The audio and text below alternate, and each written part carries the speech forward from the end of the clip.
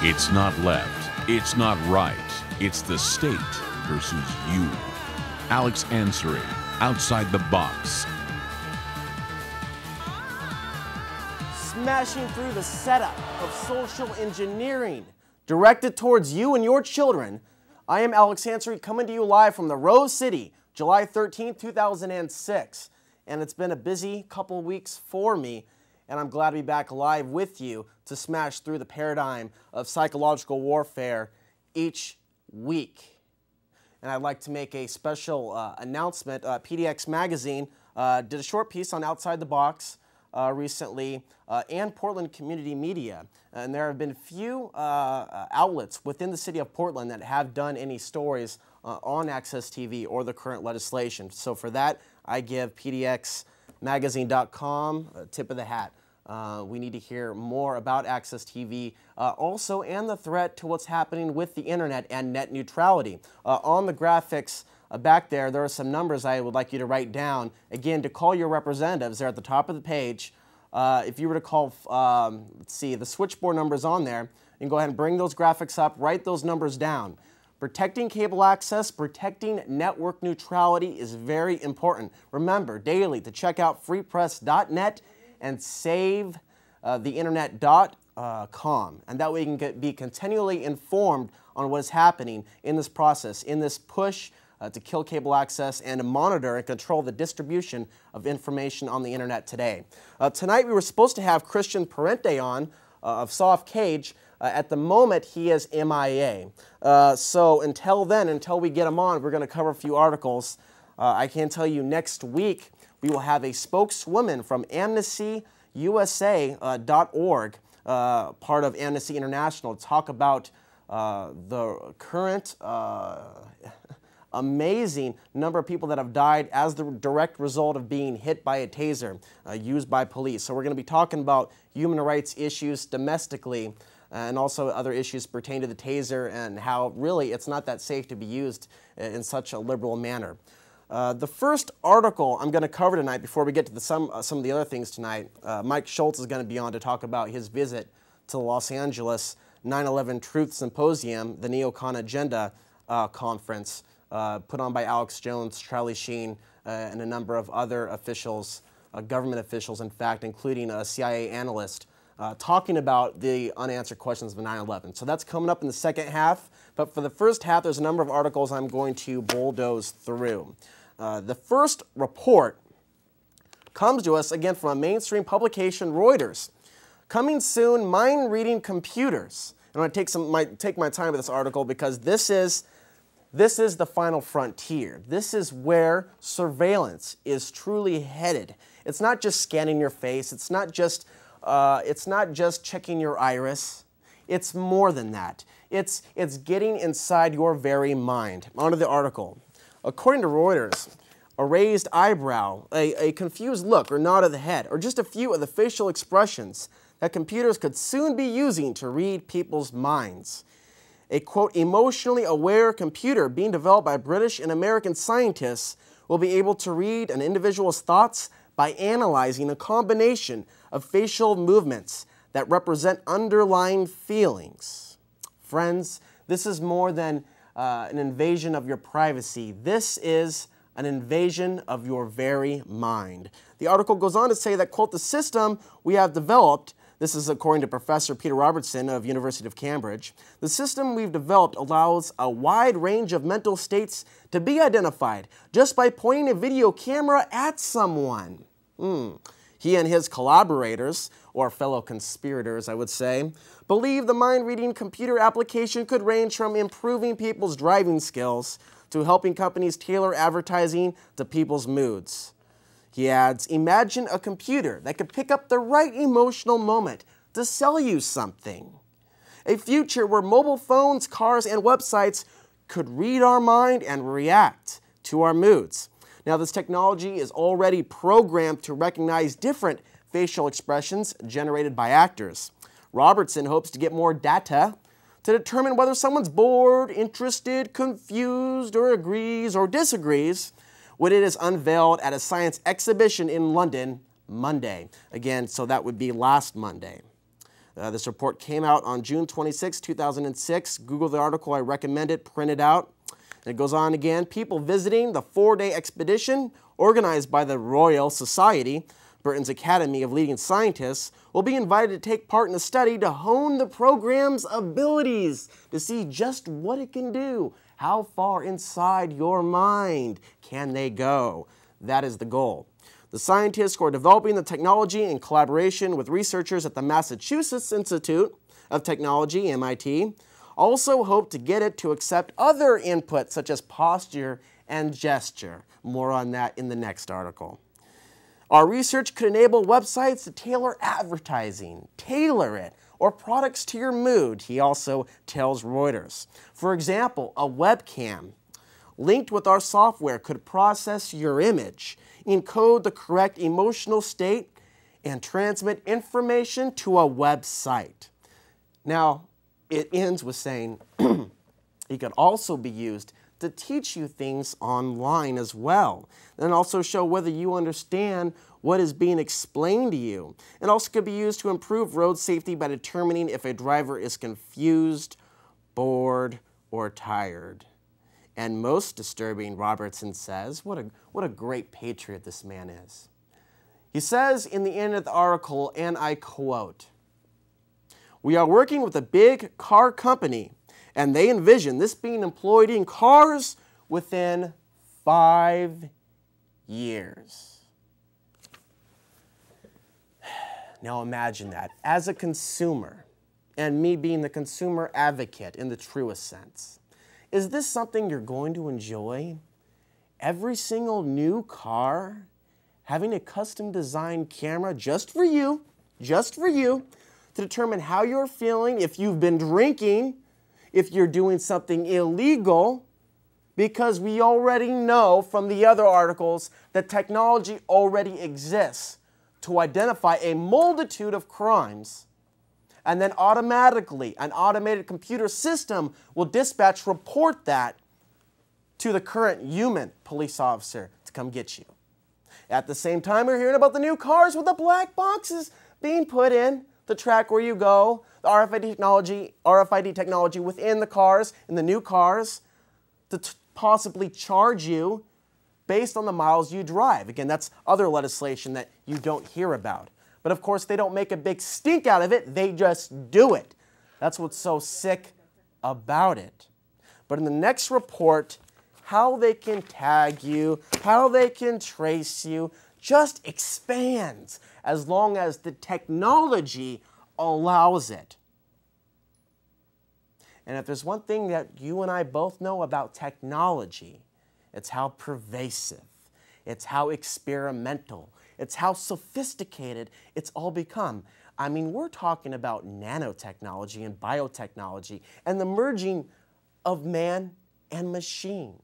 This is a dream to the elite. This is a dream to those creating this technology. So for the scientists aren't necessarily the evil ones.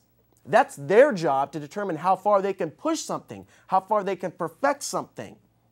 But again, what stands in the way is what technology can actually do. The other things that stand in the way is how much it costs to distribute a system like this around the world. Again, we're talking about supply and demand. The more local police departments choose to use this type of surveillance technology, whether it be facial recognition, cameras on the buses, cameras in the taxis, cameras on the street corners, that costs money. But the more contract work that a company is going to get will help drive the cost, of course, down. You see where I'm going with this? So it's going to cost a lot for a while, and that's one of the roadblocks that a lot of local cities encounter when dealing with this technology. They want it. They want it. They want to use this grid to stop this so-called crime wave that they know not how to deal with. But there's also another factor, the privacy advocate position I like to take and play with every week on this program. That's what we do here. Stand up for the little guy, something Fox News, NBC, CBS, or any other local affiliates will not do. Okay? Again, they're selling you the police state. They're not warning you about it. There's a difference. There is a difference. Again, as long as people are raising a fuss, people like you, people like me, that prevents a barrier. So do not be deceived. Do not give up the fight. The more resistance we form, the more panicked the elite are, the ones creating this technology to figure out how they can rewrite the Fourth Amendment. Well, they can't just rewrite the Fourth Amendment, but through a sophisticated propaganda war machine, they can change the perception of what the Fourth Amendment really means. Now, with article number 2, this out of the Times Online, headline reading, aiming to catch criminals red-footed. A computer system can spot those who are guilty by the way they walk, report our correspondents. They may be able to wear disguises and dodge CCTV and even keep their DNA under control. But one thing will always be there to identify the bad guys. That's their gait, that's their walk. Far from relying on fingerprints or photo fits, scientists now believe that an individual's gait can give the game away. Police have databanks of palm prints, that's handwriting at their disposal, as well as facial recognition systems that can match up the fugitive faces with those in a crowd. Again, like they used in the Super Bowl in 2001 before the attacks took place. Again, another piece of evidence of premeditation.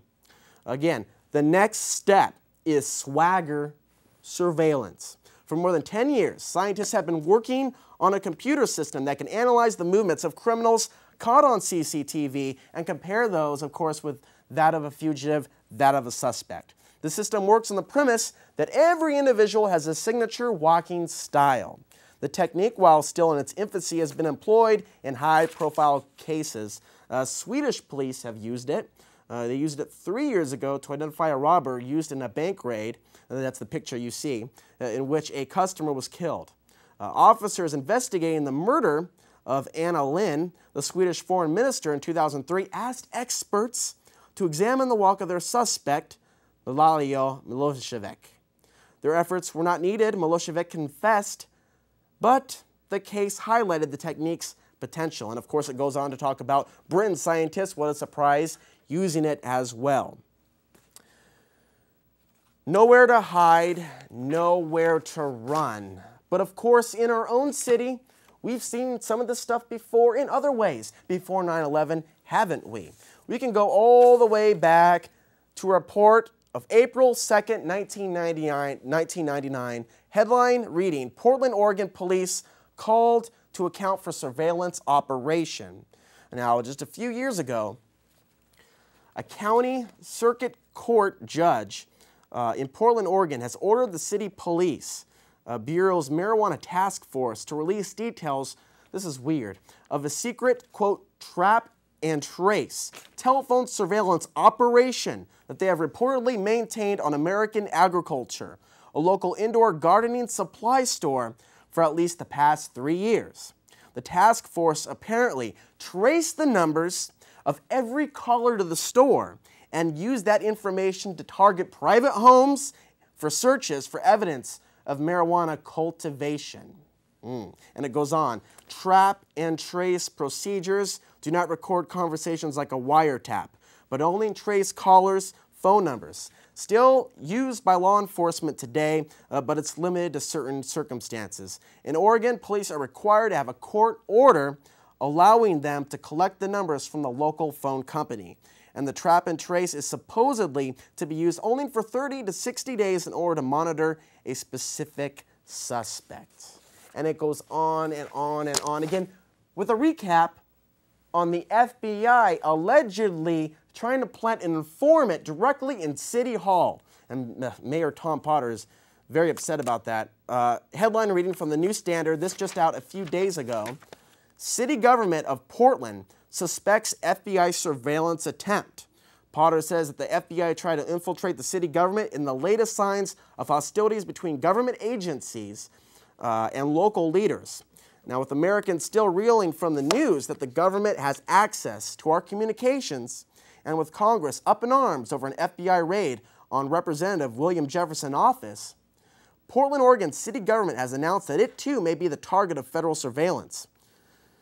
Now, Potter, of course, made a public attempt, has made public the attempt by the FBI, as we all know by now, and in an open letter to the community, that's you and me, the citizens of Portland, he announced that on May 11th, an employee of the city's attorney office was approached by FBI agent Jeffrey Pritchett.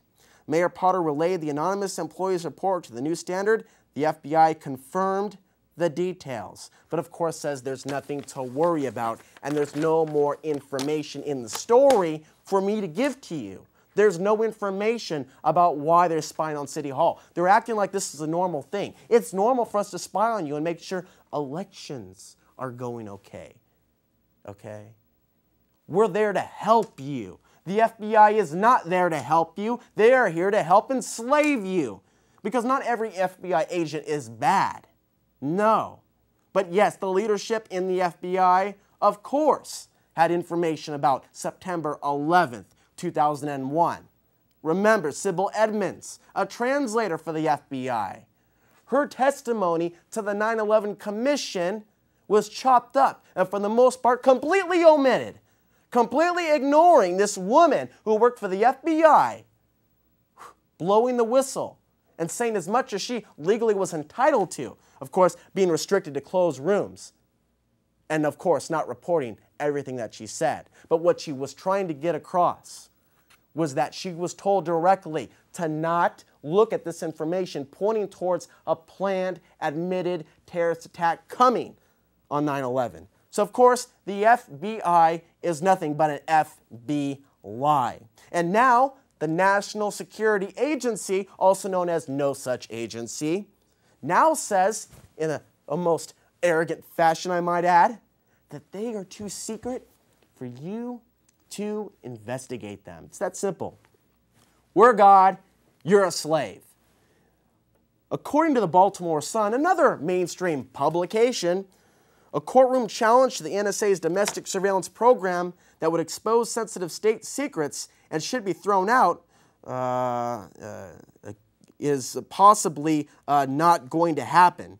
In making that sweeping assertion, lawyers employed the state secrets doctrine, an obscure tool that has been used by the Bush administration in 22 other instances, more than any other presidency, to squelch cases toughening intelligence practices. Now, legal scholars and attorneys admit it's virtually always a winning strategy. They have so many cards that they pull out of their you-know-what, from executive orders to national security to playing the war on terror card, and how the Geneva Conventions don't apply anymore, standard protections of you don't apply anymore, and on top of that, as I said before, they try to reprogram into our subconscious what the Constitution is. And of course, the fact that the Constitution is just a piece of paper. Just a piece of paper.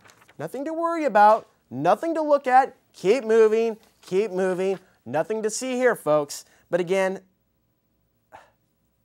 the world's in a bad spot.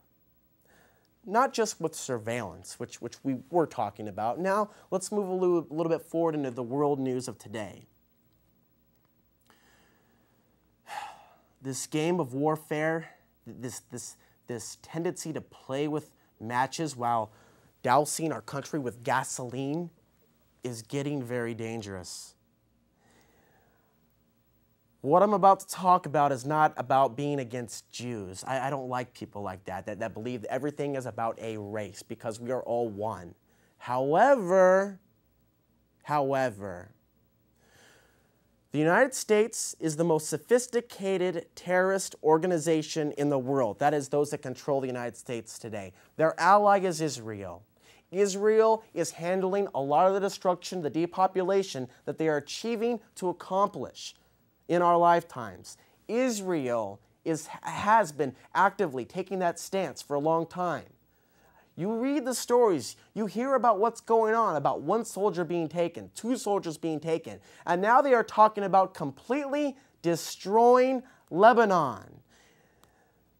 There's a few images at the top of the screen pertaining to what Israel is doing today. This is the report that I'm going to read while she gets that. Lebanon braces as Israel responds to an attack.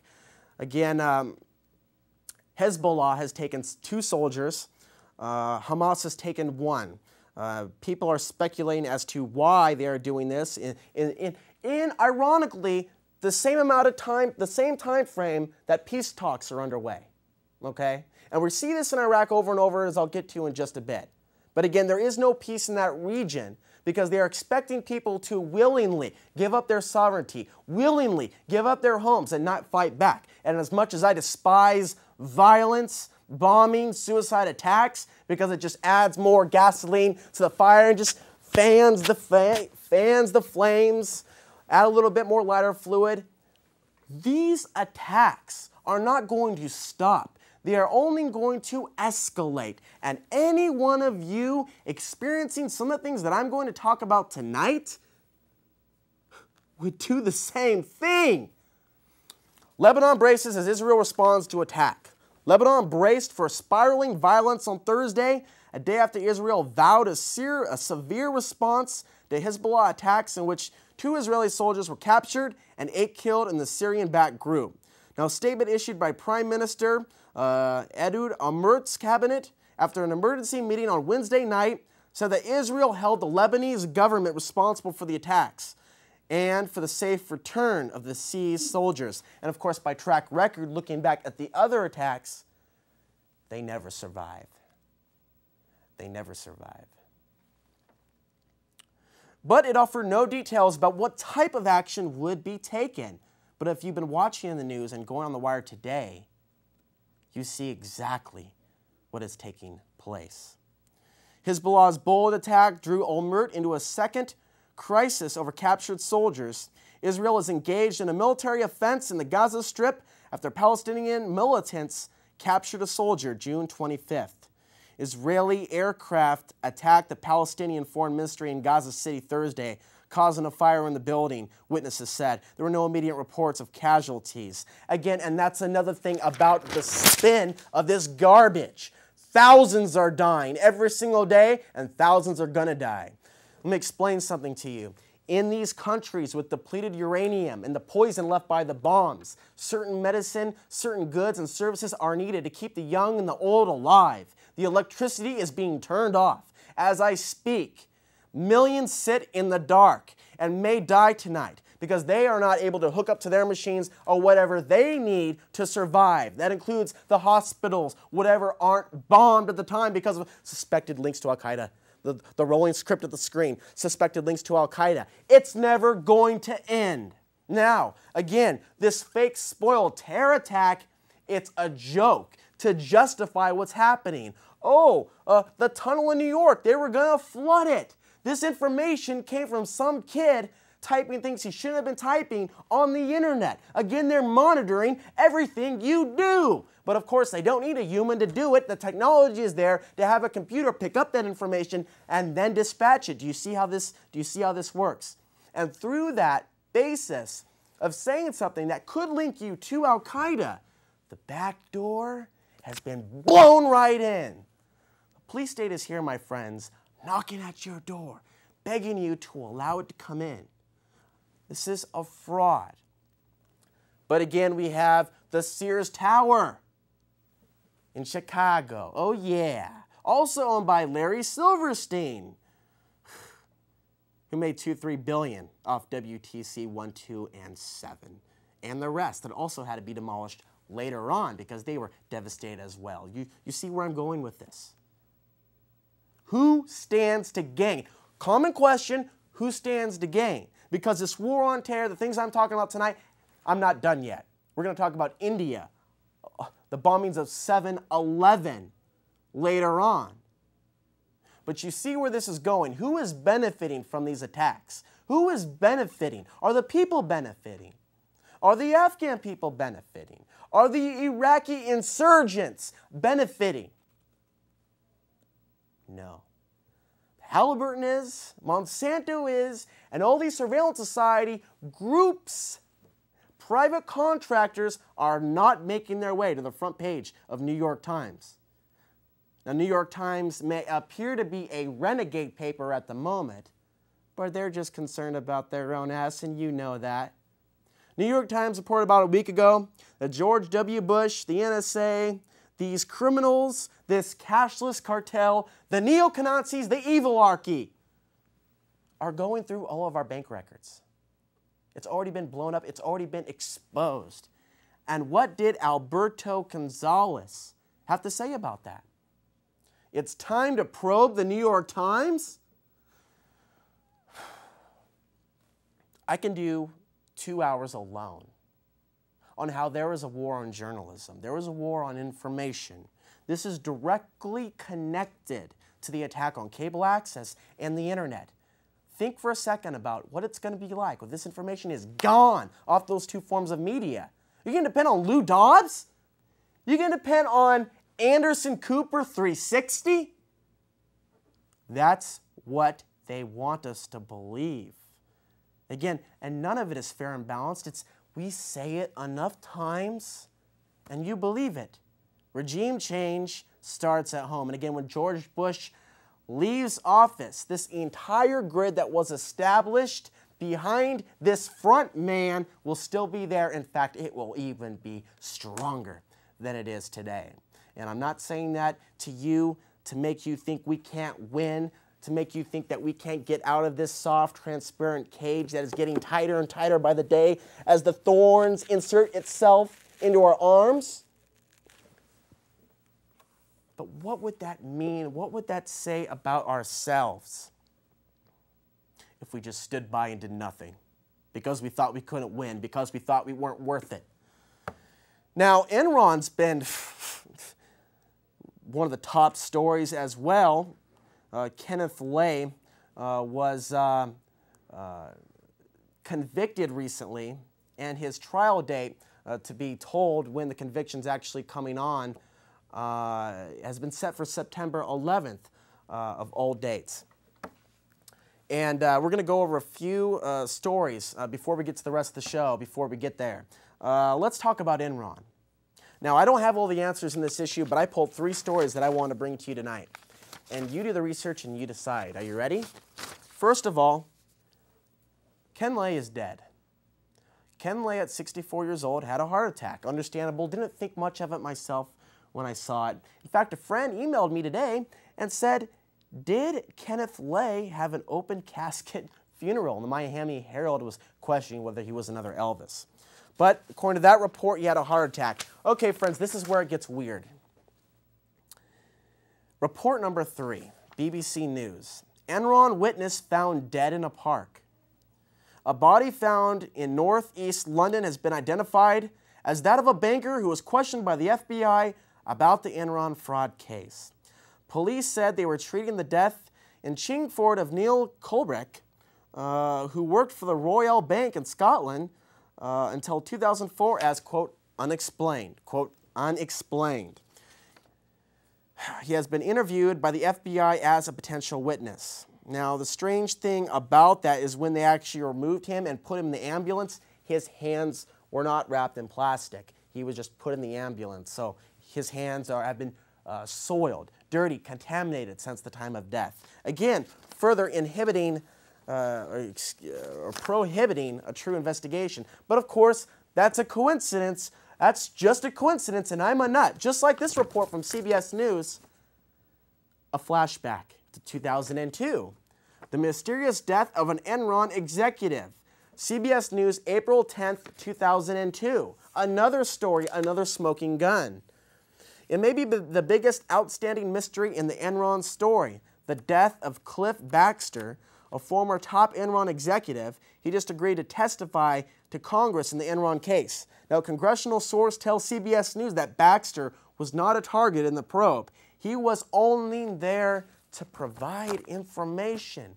This world is very strange. And in 7 years from now, it will be a completely different world. On the topic of 7 years from now, there's a new film out called A Scanner Darkly. Alex Jones is a small piece in the film. Tonight, it is playing at 9 o'clock at the Hollywood Theater. If you want to go to Google right now, if you're watching this live, type in A Scanner Darkly and Hollywood Theater, you'll get a pass and you can get in line. And we will fight each other in line to see. It's basically about who gets there first. So go ahead and do that, and I'm going to roll a trailer for Scanner Darkly at this time. When we come back, Mike Schultz will be with us to talk about his experience and just what he learned at the 9/11 Truth Conference in Los Angeles last week. Stick around. It will be, as always, a wild ride.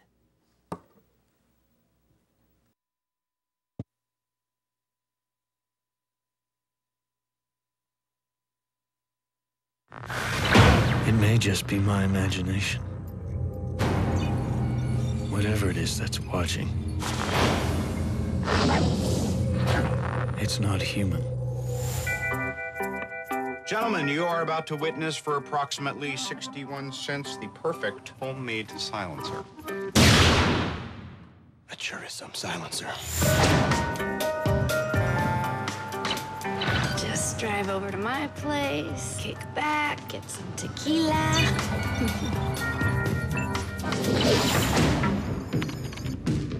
They're in my hair, on my skin. They're all over the place. This is a world getting progressively worse. Can we not agree on that? What's on the dessert menu? Damage has taken place to the normally dominant left hemisphere, and the right hemisphere is attempting to compensate. Two hemispheres of my brain are competing? Yes. I could be murdered. How'd I get here? I tip my hat to any entity that could bring so much integrity to evil. What if they come in through the back door or the bathroom window like that infamous Beatles song? To sacrifice someone without them ever knowing it. What does a scanner see? Into the head? Into the heart?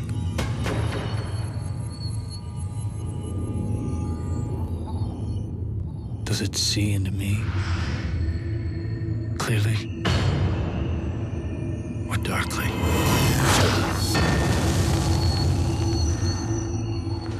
This is awe-inspiring stuff.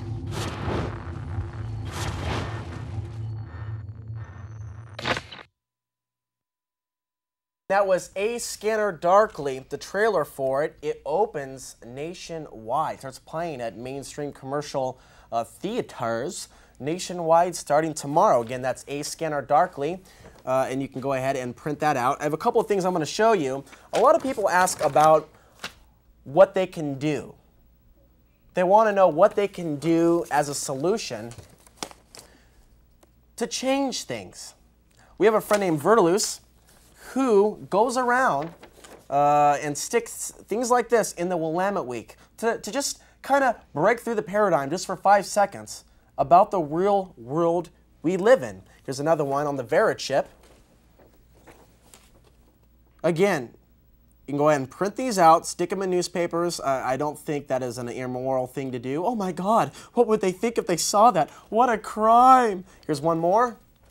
Because the truth is, Willamette Week and Portland Mercury are not helping us. I'm not going to waste my time attacking all of you, but I think there's a lot more information that a lot of you are thirsty for that are not being fed here in Portland. Information about the system of control. And I think a lot of you, I give a lot of you credit. I mean, in the beginning, I was a little wary of my audience before I started the show. What you thought, what you believed in. Then I started seeing the polls about how you really felt about being spied on, how you felt about 9/11, and the extreme, this tidal wave of supportive phone calls. This is what it's about, standing up for our freedom. So call the Portland Mercury. We don't have to attack them. Let them know if that's what you want, for them to cover stories like this instead of the coolest place to binge drink. Mike Schultz, thanks for coming back on. It's good to be back, You got Alex. a lot to talk about pertaining to LA. Go ahead. I went to the 911 Truth Conference in Los Angeles, and it was hosted by Charlie Sheen and Alex Jones. So Charlie didn't just do those media interviews and fade away. Believe me, he is on board with the 911 Truth movement. And he helped set up that room for Alex beforehand. Absolutely. We sold out the Sheraton Grand Ballroom, 1,200 seats at $60 a pop. Right. People from all over the country were there, excited and on fire. You were talking about a few other celebrities, La Bamba.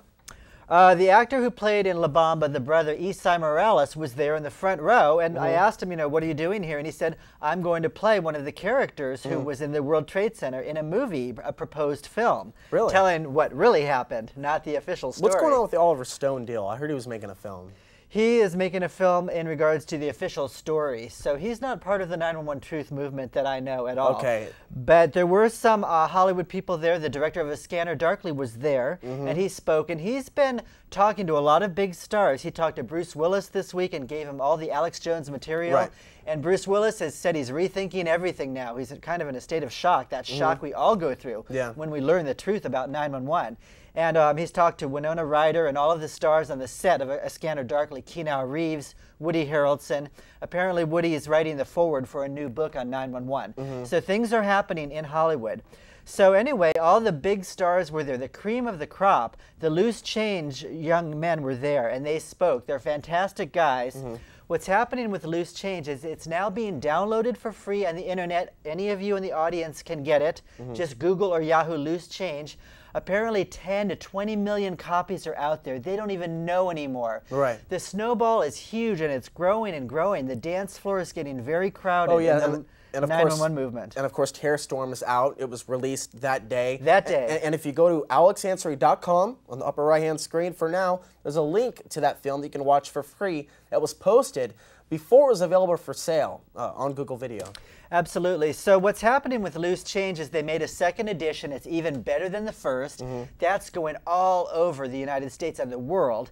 What they're doing is they're going to make a final cut, a third edition, and they have distribution in the theaters. So with Loose Change is coming in the next 6 months to a theater near you. We all have to support this and get it out there. They want this to be the biggest documentary of all time, bigger than Michael Moore's documentary last year. But how many people do you think were actually at this event? Oh, it sold out. There were 1,200. I got in at a press pass. I was lucky, you know. So I met all those guys. They're great. They're going to go to Ground Zero on the 5th anniversary, and they said if there's not a real investigation by 2007, they're going to the White House, and they are going to stay in the White House.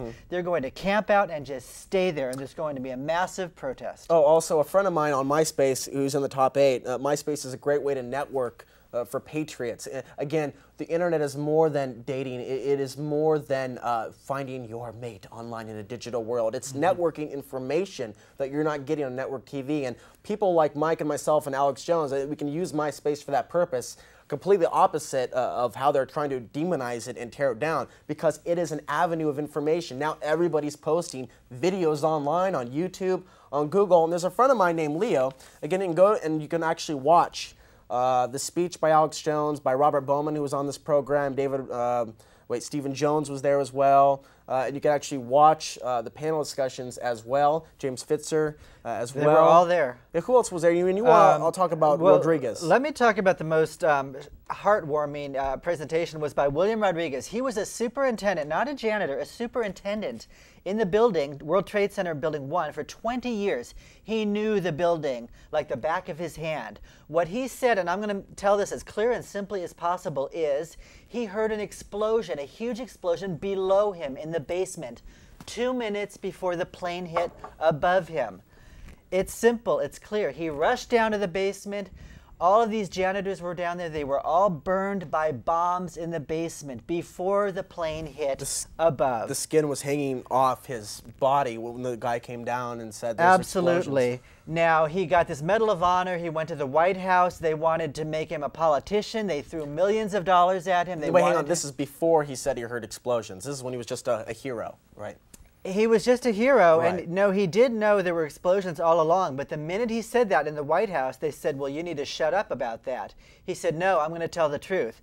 And, of course, he lost his political endorsements at that point, and he joined the 9/11 Truth movement. Here's the good news. He speaks Spanish, so he goes all around the world, particularly to Latin American countries.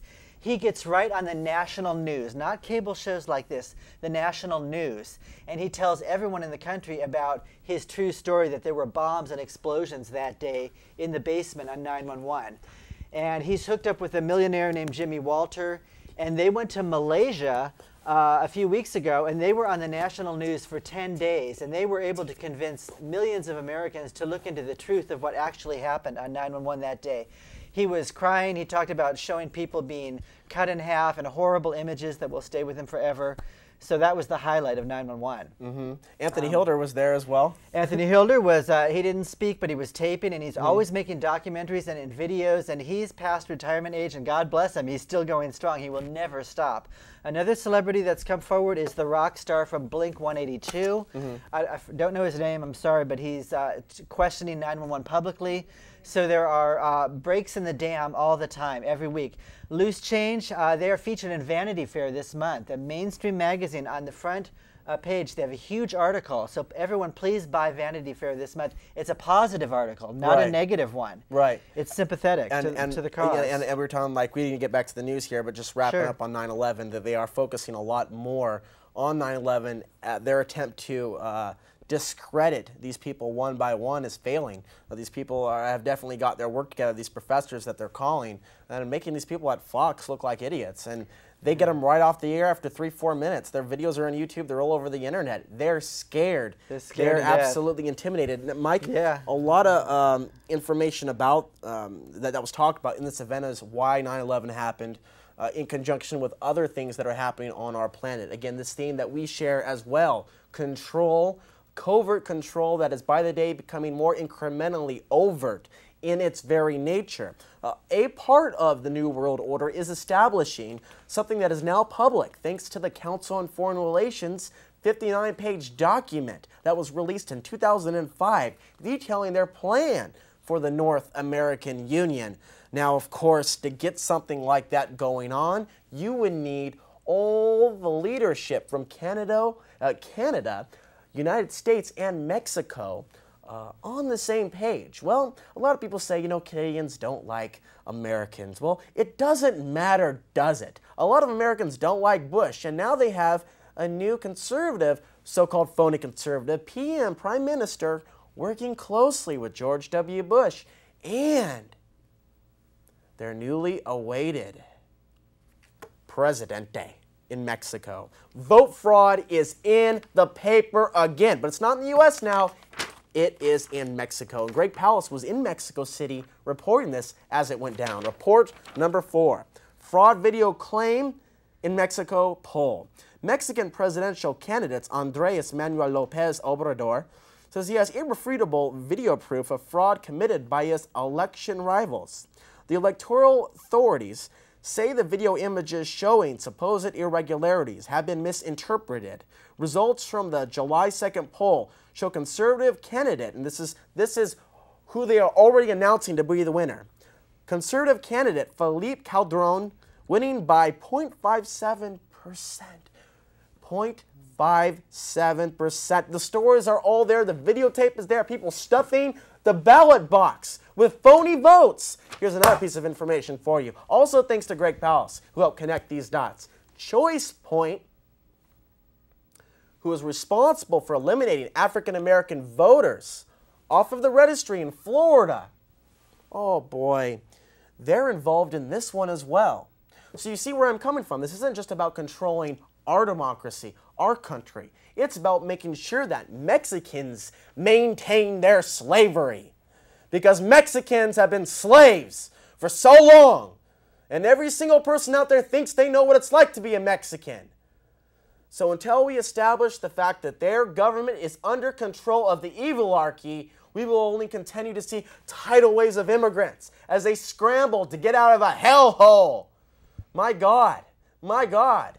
I mean, and there's no easy answer to it because it seems like we come out a loser in the end no matter what because they are pulling the strings. Yeah, I've been researching this, and back in March of 2005, Bush signed a secret agreement with Vicente Fox in Texas, and he actually merged the three countries without America even knowing it. It's called the North American Union. It will have another dollar called the Amero. There will be no more sovereignty in the United States, and there's actually a government website that you can go on to see all this happening. There's a U.S. government website. It's at spp.gov, like sampeterpeter.gov, and you can see the formation of the North American Union.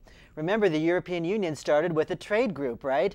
The European Trade Union. Here's another new website I haven't plugged yet. It's called theblackvault.com, and it's a depository of government Freedom of Information Act requests that were filed, that were processed and passed. This guy obtained all this information, took the pictures, scanned all this information pertaining to the CIA, FBI, all kinds of different stuff, and posted it on his website for free to read. So theblackvault.com, we're going to blast these articles, open up the phone lines.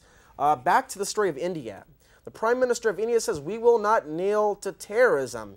Recently, this week, there was a blast that killed a death toll over 200 people. This is something they haven't really experienced before. Before they've experienced smaller ones, 60 people, 50 people. These explosions, like the London bombings, which many believe are also an inside job because of the ties to the MI5, MI6, and intelligence. The fingerprints of control are all over this. I don't know if it's an inside job, but let's look at this. Who's going to benefit from this? Simultaneous bombs. Now here's the thing. The people that they thought did it, because usually terrorists, yeah, we did it, and this is why. No one has claimed responsibility for it yet. But they are blaming the terrorist organizations and groups in the Kashmir area. Now, there's speculation that this was another pretext, perhaps, for Israel to begin their invasion. Perhaps someone is trying to start a war between Pakistan and India. Regardless, India will now turn into a police state, guaranteed.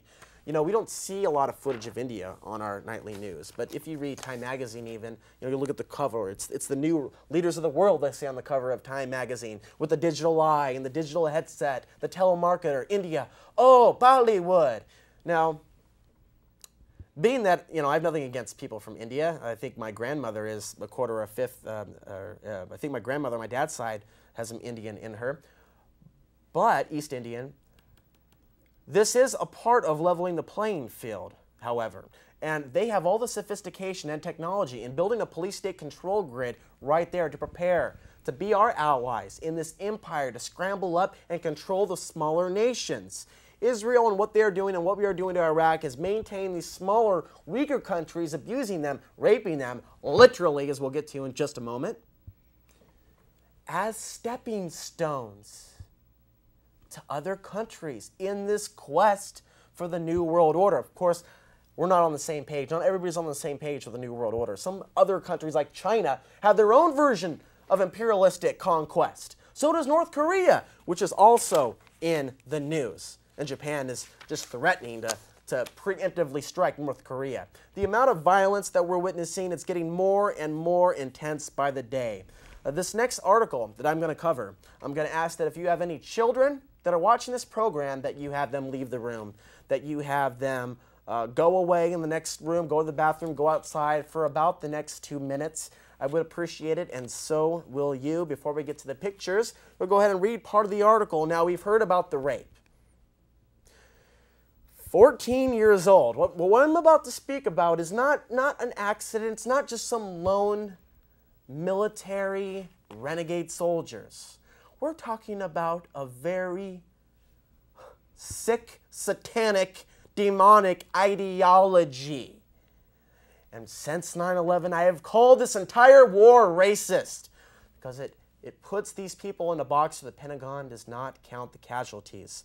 Now, 5 U.S. soldiers were charged in a rape and multiple murder case that has outraged Iraqis is now, of course, top news. It's everywhere. And evidence, of course, says she was not 20, as they tried to cover up and say she was to minimize the attacks. Days after, a former private, Stephen Green, was charged as a civilian in U.S. court with rape. In 4 murders, 4 serving soldiers were charged with the same offenses. Another soldier was charged on Saturday with not following through with his orders, not following through with his duty, not reporting the crime in March. All 5 were charged with conspiring with Green, who was accused of killing a couple and their 2 daughters. And what they did to this girl before they raped her is they targeted her. The reports are that she had to go through a checkpoint every single day, and then they found out where she lived. I'm not a perfect person. I preach peace on this program, but I fantasize about being locked in a room with the man you just saw. And so should all of you.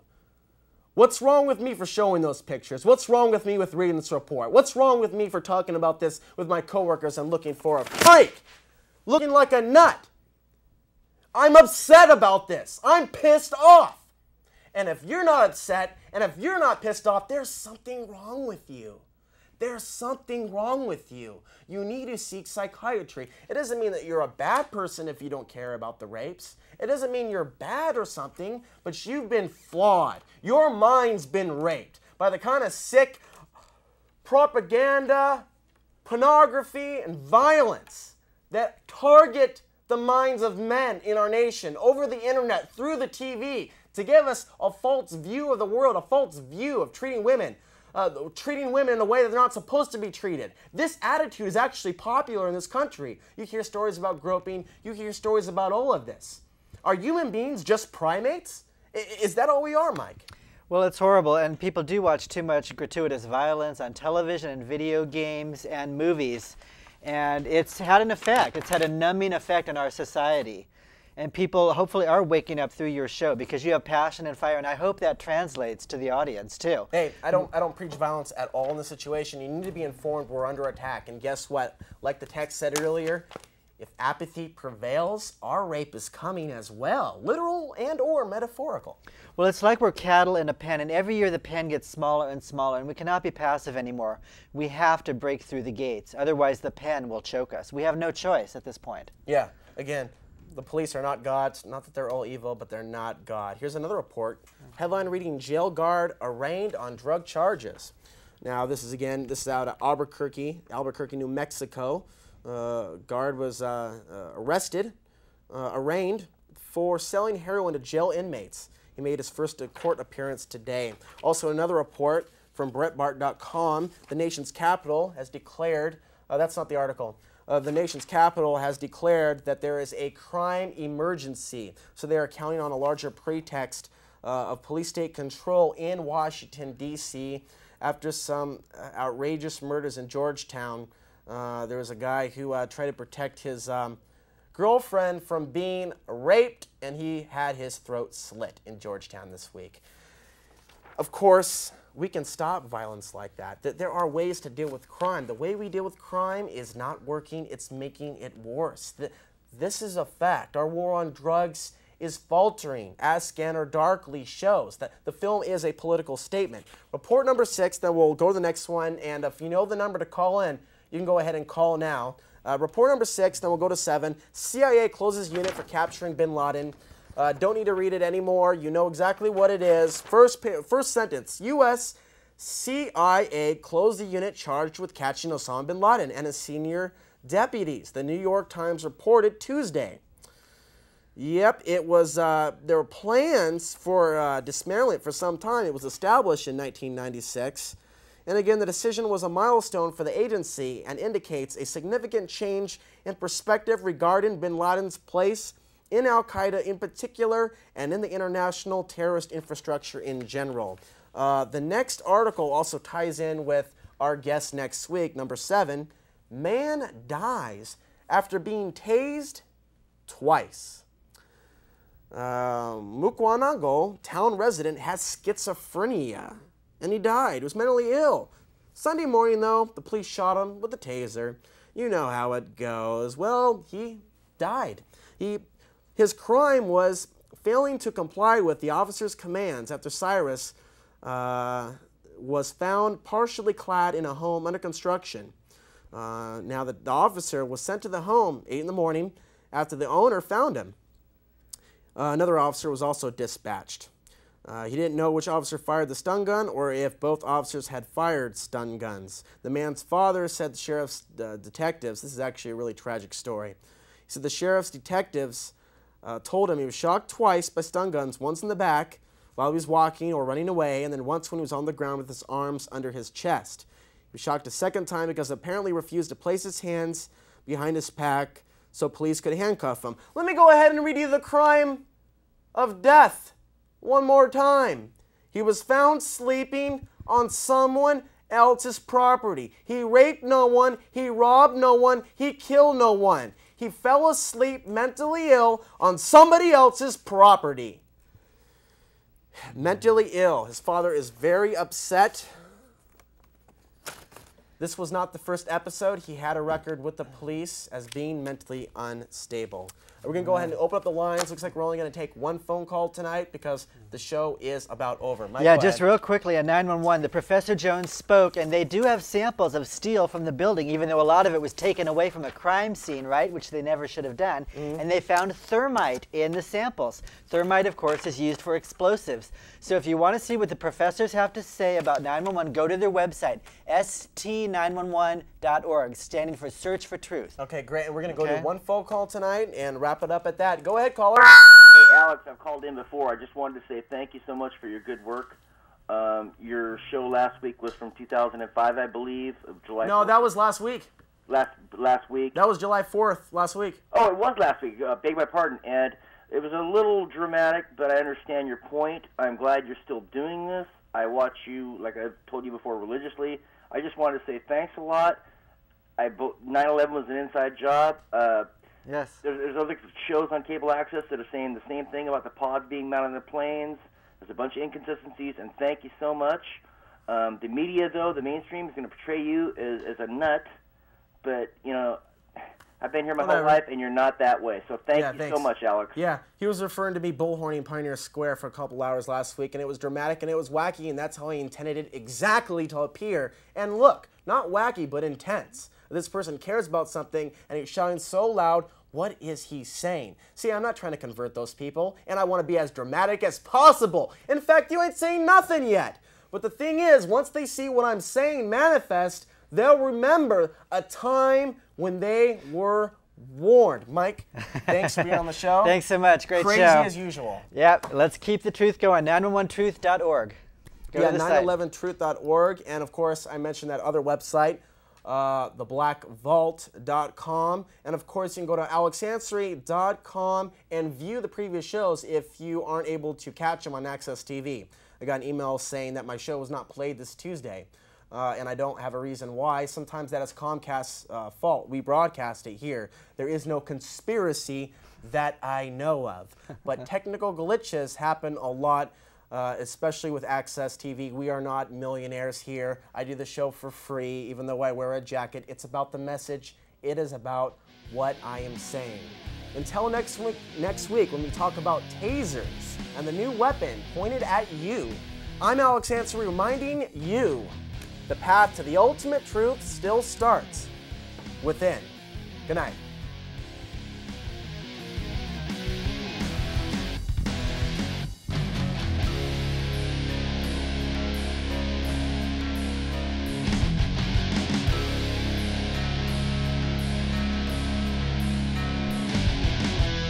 When I was young, my teacher told me that I was free.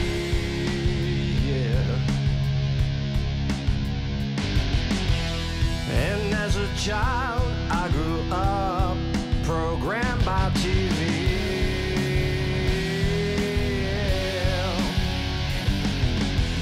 And as a teenage boy, I found out just how free is free.